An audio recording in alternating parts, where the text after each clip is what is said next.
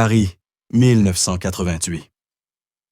Sur le tapis rouge du Festival de Cannes, une silhouette fantomatique glisse entre les flashs éblouissants. Isabelle Adjani, déjà 2 fois César de la meilleure actrice, avance comme une somnambule dans cette mer de lumière qui l'aveugle plus qu'elle ne l'éclaire. Son regard, ce regard d'une beauté saisissante qui a fait chavirer des générations de cinéphiles, semble chercher une issue de secours dans cette prison dorée de la célébrité. Ce soir-là, les photographes immortalisent ce qui deviendra l'une des images les plus symboliques du cinéma français. Une actrice au sommet de son art, mais déjà rongée par une angoisse qui ne la quittera jamais. Car derrière ce visage parfait, sculpté par les plus grands réalisateurs de son époque, se cache une femme en fuite perpétuelle, poursuivie par des démons que ni le succès ni la reconnaissance ne parviendront jamais à apaiser. Isabelle Adjani n'est pas seulement une actrice, elle est un mystère vivant, une énigme qui fascine autant qu'elle interroge. Pourquoi cette femme, bénie par les dieux du cinéma, a-t-elle passé sa carrière à fuir les projecteurs qui l'avaient pourtant choisie? Était-elle une artiste trop sensible pour supporter le poids de la gloire, ou une stratège habile qui a fait de son absence une présence plus forte encore? Aujourd'hui, nous tenterons de percer le mystère Adjani, de comprendre pourquoi cette étoile filante du 7e art a préféré l'ombre à la lumière, le silence au bruit médiatique. Car son histoire est celle d'une collision fatale entre un talent exceptionnel et une époque qui ne savait pas protéger ses plus beaux diamants. Pour comprendre l'énigme Isabelle Adjani, il faut remonter aux origines d'un destin qui semblait tracé d'avance, dans le Paris cosmopolite des années 50, où grandit une petite fille prise entre 2 mondes, 2 cultures, 2 identités qui ne cesseront jamais de s'affronter en elle. Isabelle Yasmina Adjani, née le 27 juin 1955 dans le 17e arrondissement de Paris, fruit de l'union entre Mohamed Adjani, un menuisier algérien, et Augusta Schweinberger, une actrice amateur d'origine allemande. Cette double hérédité, algérienne et allemande, façonnera profondément sa personnalité. Elle sera toujours celle qui vient d'ailleurs, l'étrangère aux yeux bridés et aux pommettes saillantes, dans un paysage cinématographique français encore très homogène. Son enfance se déroule dans une France en pleine mutation, marquée par la guerre d'Algérie et ses cicatrices béantes. Isabelle grandit avec le poids de cette histoire familiale complexe, entre un père qui a fui son pays natal et une mère qui rêve des planches sans jamais y accéder vraiment. Cette tension permanente entre appartenance et exil marquera toute son existence. Très tôt, Isabelle montre des signes d'une sensibilité exacerbée qui inquiète son entourage. Enfant hypersensible, elle développe une relation particulière avec les émotions, capable de passer du rire aux larmes avec une intensité qui déroute. Cette hyper-émotivité, qui deviendra plus tard sa force d'actrice, est déjà à cet âge un fardeau difficile à porter.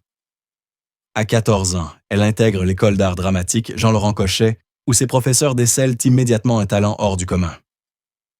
Mais ils remarquent aussi une fragilité psychologique préoccupante. Isabelle semble vivre chaque exercice, chaque improvisation, avec une vérité émotionnelle qui la laisse épuisée, vidée de toute substance. Sa découverte par François Truffaut en 1974 pour L'histoire d'Adèle H marque l'entrée fracassante d'Isabelle dans le cinéma français. À 19 ans, elle incarne avec une justesse stupéfiante cette jeune femme au bord de la folie amoureuse, révélant une capacité d'incarnation qui dépasse tout ce que le cinéma français avait connu jusque-là. Mais cette révélation s'accompagne d'un prix terrible, la découverte de sa propre vulnérabilité face à la caméra. Truffaut lui-même s'inquiète de voir à quel point Isabelle s'investit dans ses rôles, au point de perdre ses propres repères émotionnels. Elle ne joue pas Adèle H, elle la devient, avec tous les risques psychologiques que cela implique. Le succès du film catapulte Isabelle sur la scène internationale, mais cette reconnaissance précoce s'accompagne d'une pression médiatique que rien ne l'a préparée à affronter. La presse française, encore peu habituée à la diversité ethnique au cinéma, fait d'elle tantôt une Française d'adoption, tantôt une actrice d'origine maghrébine, créant une confusion identitaire que la jeune femme vit comme une agression permanente. L'industrie cinématographique française des années 70 fonctionne encore comme un cercle fermé, dominé par des figures masculines qui exercent un pouvoir considérable sur les carrières féminines. Isabelle, avec sa beauté atypique et son talent exceptionnel, devient rapidement l'objet de toutes les convoitises, mais aussi de toutes les manipulations. Les premiers signes de sa difficulté à gérer la célébrité apparaissent dès cette époque. Isabelle développe une aversion profonde pour les interviews, les séances photos, tous ces rituels obligés de la promotion qui l'exposent à un regard public qu'elle vit comme une intrusion. Elle commence à développer des stratégies d'évitement qui deviendront sa signature. Sa relation avec la presse se complique rapidement. Les journalistes, fascinés par son mystère naturel, tente de percer ses secrets, de comprendre ce qui se cache derrière ce visage impénétrable. Mais plus ils insistent, plus Isabelle se ferme, créant un cercle vicieux qui alimentera pendant des décennies les spéculations sur sa vie privée. L'entourage professionnel d'Isabelle s'inquiète déjà de ses caprices, de ses annulations de dernière minute, de ses crises d'angoisse sur les plateaux. Ce qu'ils interprètent comme des excentrices d'actrices sont en réalité les premiers symptômes d'une inadaptation profonde au système du star system français. Le paradoxe d'Isabelle Adjani se dessine dès ses premières années. Plus elle fuit la lumière, plus celle-ci la poursuit. Son mystère devient son principal atout commercial, mais aussi sa malédiction personnelle. Elle découvre qu'il est impossible d'être une actrice de premier plan tout en préservant son intimité. Et cette révélation la plonge dans une angoisse existentielle qui ne la quittera jamais. La France cinématographique des années 70 n'est pas préparée à gérer une personnalité aussi complexe qu'Isabelle Adjani. L'époque privilégie les stars accessibles, proches du public, capables de jouer le jeu médiatique. Isabelle, avec son besoin viscéral de protection émotionnelle, devient un ovni dans ce paysage, admirée pour son talent, mais incomprise dans ses besoins fondamentaux. Les années 1975 à 1985 marquent l'apogée artistique d'Isabelle Adjani, une décennie prodigieuse où elle enchaîne les rôles mémorables et les récompenses, tout en sombrant progressivement dans une spirale d'autodestruction qui l'amènera au bord de l'effondrement psychologique. L'enchaînement de ses collaborations avec les plus grands réalisateurs de l'époque révèle un talent d'une rare intensité, mais aussi une méthode de travail qui confine à l'autodestruction. Avec Roman Polanski pour Le Locataire, puis Werner Herzog pour Nosferatu, Isabelle développe une approche de l'acting qui consiste à se perdre complètement dans ses personnages, quitte à y laisser des parcelles de sa propre santé mentale. Chaque tournage devient pour elle une expérience limite, une exploration des territoires les plus sombres de l'âme humaine. Sa méthode, si on peut l'appeler ainsi, consiste à puiser dans ses propres blessures, pour nourrir ses rôles, créant une confusion dangereuse entre fiction et réalité qui l'épuise physiquement et psychologiquement. Le public français, ébloui par ses performances, ne voit que la surface de ce processus créatif. Il admire la beauté saisissante de ses interprétations sans comprendre le prix terrible qu'elle paie pour atteindre cette vérité émotionnelle. Isabelle devient progressivement prisonnière de sa propre excellence, condamnée à reproduire une intensité qui la détruit peu à peu. Sa relation avec les médias se détériore irrémédiablement durant cette période. Chaque interview devient un calvaire, chaque apparition publique une épreuve qu'elle redoute. Les journalistes, frustrés par ses esquives et ses silences, adoptent un ton de plus en plus agressif, transformant chaque rencontre en interrogatoire policier. L'incident de 1981, quand Isabelle annule brutalement sa participation à un festival international, marque un tournant décisif. Sa disparition soudaine, sans explication officielle, déclenche une vague de spéculation dans la presse qui va de la dépression nerveuse aux problèmes familiaux. Cette fuite spectaculaire révèle au grand jour sa fragilité psychologique, mais renforce aussi son aura de mystère. Ses relations amoureuses, constamment scrutées par la presse people naissante, deviennent un calvaire supplémentaire. Chaque liaison est disséquée, analysée, fantasmée par des journalistes qui voient en elle l'incarnation de la femme fatale française. Bruno Nuiten, Warren Beatty, Daniel Day-Lewis. Chaque relation est transformée en feuilleton médiatique qui l'expose davantage. La naissance de son fils Barnabé, en 1979 avec Bruno Nuiten, lui offre momentanément un ancrage émotionnel stable. Mais la maternité ajoute une pression supplémentaire. Isabelle développe une angoisse maternelle intense, terrifiée à l'idée que sa célébrité puisse nuire à son enfant. Cette peur la pousse à redoubler de prudence dans ses apparitions publiques. L'industrie cinématographique française de l'époque ne comprend pas les besoins spécifiques d'Isabelle. Producteurs et réalisateurs voient en elle une actrice capricieuse, plutôt qu'une artiste en souffrance. Ses demandes de confidentialité sur les plateaux, ses besoins de temps de récupération entre les prises sont interprétés comme des exigences de stars, plutôt que comme des nécessités psychologiques.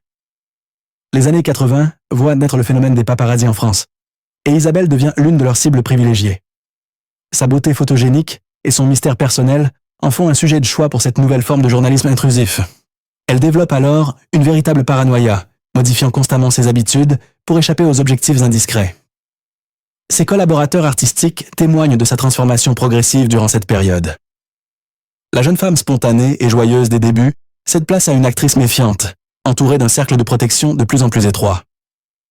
Elle apprend à contrôler chaque aspect de son image publique, mais cet hyper-contrôle l'épuise nerveusement. La pression de maintenir son statut de plus grande actrice française de sa génération devient écrasante. Chaque nouveau rôle doit confirmer son génie, Chaque performance doit égaler ou surpasser les précédentes. Cette exigence de perfection constante la plonge dans un perfectionnisme maladif qui retarde ses projets et complique ses relations professionnelles. L'argent, paradoxalement, ne lui apporte aucune sécurité émotionnelle. Malgré ses cachets importants, Isabelle vit dans l'angoisse permanente de perdre son talent, de décevoir son public, de ne plus être désirée par les réalisateurs. Cette insécurité fondamentale alimente sa tendance à l'isolement et au contrôle obsessionnel de sa carrière. Ses tentatives pour diversifier ses activités artistiques se heurtent systématiquement aux attentes du public et de la critique. Quand elle essaie de chanter ou de se tourner vers des rôles plus légers, on lui reproche de trahir son image d'actrice dramatique. Elle se retrouve prisonnière d'une image qu'elle a contribué à créer, mais qu'elle ne maîtrise plus. La fin des années 80 la trouve épuisée, vidée par une décennie d'excellence artistique et de tensions psychologiques constantes.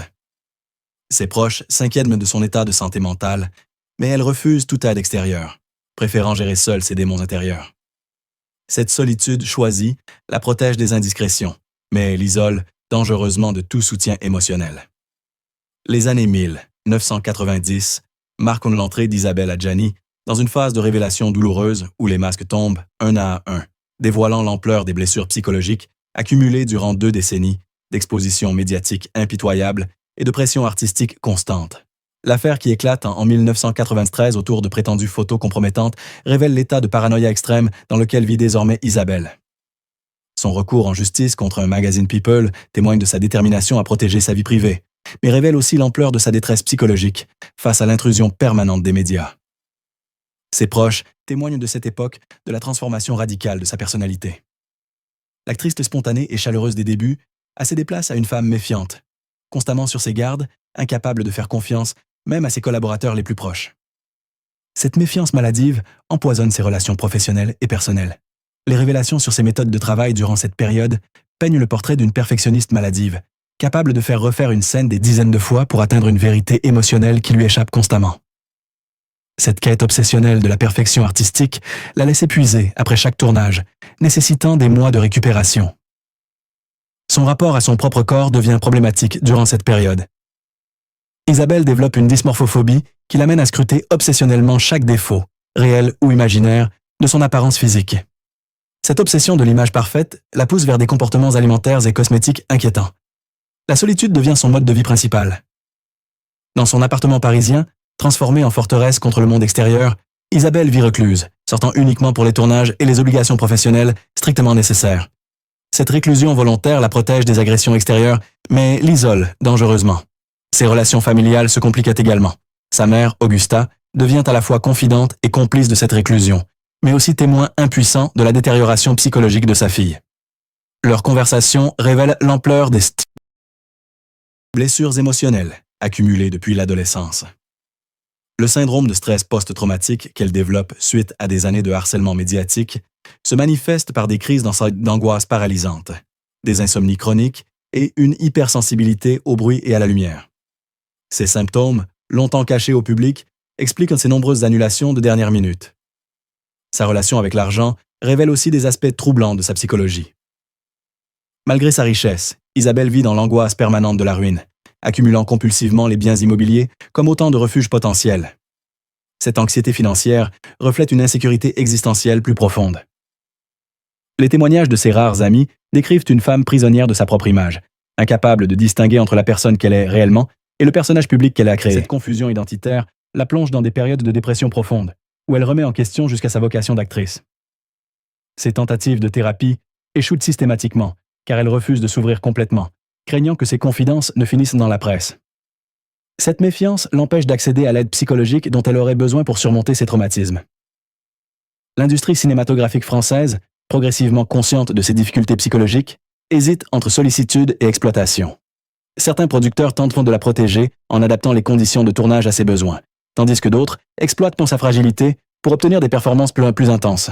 Sa correspondance privée de cette époque, partiellement révélée après sa mort, dévoile une femme au bord de l'effondrement. Oscillant entre périodes de lucidité douloureuse et phases de déni total, elle y exprime sa lassitude face à un métier qu'elle aime passionnément, mais qui la détruit psychologiquement. Les médications qu'elle commence à prendre pour gérer son anxiété créent une dépendance qui complique encore sa situation. Les anxiolytiques l'aident à affronter les obligations publiques, mais altèrent sa créativité naturelle, créant un cercle vicieux qui l'inquiète profondément. Ses dernières interviews de cette période révèlent une femme épuisée, vidée par des années de lutte contre un système qui la dévore. Ses réponses, de plus en plus évasives, trahissent sa difficulté croissante à faire face aux questions sur sa vie privée et ses projets futurs. L'isolement devient total quand même ses proches commencent à la fuir, incapables de supporter l'atmosphère de tension permanente qui l'entoure. Isabelle se retrouve seule avec ses démons, prisonnière d'une célébrité devenue maudite, incapable de renoncer à un métier qui la tue, mais qu'elle ne peut abandonner. L'analyse du phénomène Isabelle Adjani nous confronte à des questions fondamentales sur la nature de la célébrité, les limites de la curiosité publique et la responsabilité collective dans la destruction d'une artiste d'exception. Son cas illustre parfaitement les dérives d'un système médiatique qui transforme le talent en spectacle et l'intimité en marchandise. Nous considérons qu'Isabelle Adjani fut simultanément architecte et victime de son propre mystère. Sa stratégie initiale d'évitement des médias, motivée par une légitime volonté de protection, s'est retournée contre elle en alimentant une curiosité malsaine qui a fini par la dévorer. Cette dynamique révèle les mécanismes pervers d'une société du spectacle qui récompense l'exposition de soi tout en punissant ceux qui s'y refusent. L'industrie cinématographique française porte une responsabilité majeure dans cette tragédie. En exploitant systématiquement la fragilité psychologique d'Isabelle pour obtenir des performances plus intenses, en fermant les yeux sur ces signaux de détresse évidents, cette industrie a trahi sa mission de protection envers ses talents les plus précieux. Nous refusons la narrative simpliste qui fait d'Isabelle une actrice capricieuse et instable. Ses comportements, analysés rétrospectivement, révèlent une intelligence émotionnelle exceptionnelle qui lui permettait de percevoir les dangers psychologiques de l'exposition médiatique bien avant que la société ne prenne conscience de ces enjeux. Son origine multiculturelle a également joué un rôle dans son isolement. Dans une France encore peu habituée à la diversité ethnique au cinéma, Isabelle a subi une pression identitaire supplémentaire, constamment sommée de choisir entre ses différentes appartenances culturelles. Cette confusion identitaire, imposée de l'extérieur, a aggravé sa fragilité psychologique naturelle. Le génie artistique d'Isabelle résidait précisément dans sa capacité à transformer sa souffrance personnelle en vérité cinématographique. Mais cette alchimie créatrice avait un prix. Elle nécessitait un niveau d'investissement émotionnel qui l'épuisait et la vidait de toute substance personnelle. L'art, pour elle, était littéralement une question de vie ou de mort. Nous dénonçons l'hypocrisie d'un public qui admirait ses performances tout en réclamant toujours plus d'intimité, plus de révélations, plus d'accès à sa vie privée. Cette curiosité insatiable a créé une pression constante qui a transformé l'existence d'Isabelle en performance permanente, l'empêchant de vivre authentiquement. La presse française de l'époque porte également une lourde responsabilité. En transformant chaque aspect de la vie d'Isabelle en sujet d'article, en spéculant sans cesse sur ses états d'âme et ses relations, elle a créé un environnement toxique qui a rendu impossible toute vie normale pour l'actrice. Nous pensons que le talent exceptionnel d'Isabelle méritait d'être préservé et protégé comme un patrimoine national. Au lieu de cela, il a été exploité jusqu'à l'épuisement, sacrifié sur l'autel d'une rentabilité commerciale à court terme, qui a privé le cinéma français de décennies de création potentielle.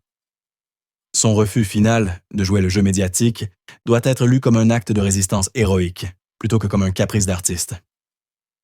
En choisissant le silence, Isabelle a tenté de préserver ce qui lui restait d'humanité, face à un système qui la déshumanisait. Finalement, nous considérons qu'Isabelle Adjani nous enseigne que la véritable grandeur artistique nécessite parfois des sacrifices que la société n'était pas prête à accepter. Son exemple devrait nous inciter à repenser notre rapport aux célébrités, à respecter leurs besoins d'intimité et à comprendre que derrière chaque performance exceptionnelle se cache un être humain fragile qui mérite notre protection plutôt que notre curiosité. Aujourd'hui, dans le silence feutré de son appartement parisien, Isabelle Adjani contemple peut-être les rayons du soleil qui filtrent à travers ses rideaux tirés, projetant sur les murs les ombres dansantes d'une carrière qui fut autant un triomphe qu'un calvaire. À 68 ans, l'éternelle fuyante a trouvé dans la retraite cette paix que les projecteurs ne lui avaient jamais accordée. Ses dernières apparitions publiques, de plus en plus rares, révèlent un visage apaisé, mais marqué par les années de lutte. Le regard, toujours aussi intense, porte désormais une sérénité nouvelle, comme si elle avait enfin fait la paix avec ses démons intérieurs. Cette femme qui a passé sa vie à fuir les caméras semble avoir trouvé l'équilibre dans l'acceptation de sa propre complexité. Dans les cinémathèques du monde entier, ces films continuent de fasciner de nouvelles générations de spectateurs qui découvrent, ébahis, cette intensité dramatique qui n'a jamais été égalée. Chaque projection de l'histoire d'Adèle H ou de Camille Claudel rappelle au monde ce que le cinéma a perdu quand Isabelle a choisi le silence. Les jeunes actrices d'aujourd'hui confrontés aux réseaux sociaux et à l'exposition permanente, comprennent mieux que quiconque le combat qu'a mené Isabelle. Son exemple résonne avec une actualité troublante, dans un monde où l'intimité est devenue une denrée rare et précieuse. Parfois, dans les rues de Paris, des passants croient de l'apercevoir, silhouette élégante glissant entre les ombres, et se demandent s'ils ont vraiment vu la légende ou seulement rêvé sa présence. Car Isabelle Adjani appartient désormais à cette catégorie rare d'artistes qui transcendent leur époque pour devenir des mythes intemporels. Son silence même est devenu éloquent, rappelant à une société bavarde que certaines vérités ne peuvent ne s'exprimer que dans le retrait, que certaines beautés ne se révèlent que dans la discrétion. Isabelle Adjani restera pour toujours cette étoile filante qui a illuminé le cinéma français avant de disparaître dans sa propre lumière, nous laissant avec la certitude troublante que nous ne l'avons jamais vraiment connue, mais que nous ne l'oublierons jamais.